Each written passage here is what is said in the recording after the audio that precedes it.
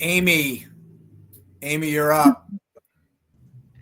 Well, first of all, sir, thank you so much for your service. I'm from a military family, including my son served overseas, and I know the dangers you guys deal with every day. I can't even imagine like what your danger situation was with you being so high level into the government.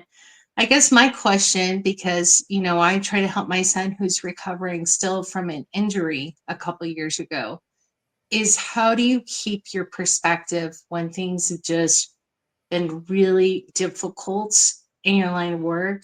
And how do you keep the faith that you talked about so passionately through this whole presentation? Yeah, you know, I, for me, faith is what we earned. Through life you go, and when you look back at even your bad times, you see that they led to the path that you were supposed to take to begin with. Um, uh, Coping with something like an injury like that for your family member, it is very traumatic because any way you put it, there's something they got to come out of. As far as dealing with it, again, I think that people that get into the kind of world that we live in, my world, your some of your family members' world, um, have a different wiring. They have they've been tested in ways that the average individual is not tested.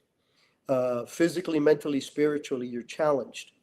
Um, and But I think that there is deep inside of us there's a ain't dead can't quit kind of attitude, and that is very important for that recovery. It's just um, I'm fortunately that my kids have had combat tours, and luckily, other than seeing what they saw, they came out physically unhurt.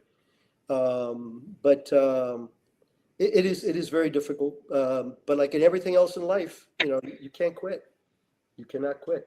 It's just that, and I think the example that Scott mentioned, the Green Beret that he's going to have on the program here in a couple of sessions, is the perfect example of what can be done. I mean, this guy getting back. I mean, you know what it takes to get into a Green Beret operational scenario, and this guy goes back to it. I mean, that's phenomenal. Yeah, incredible.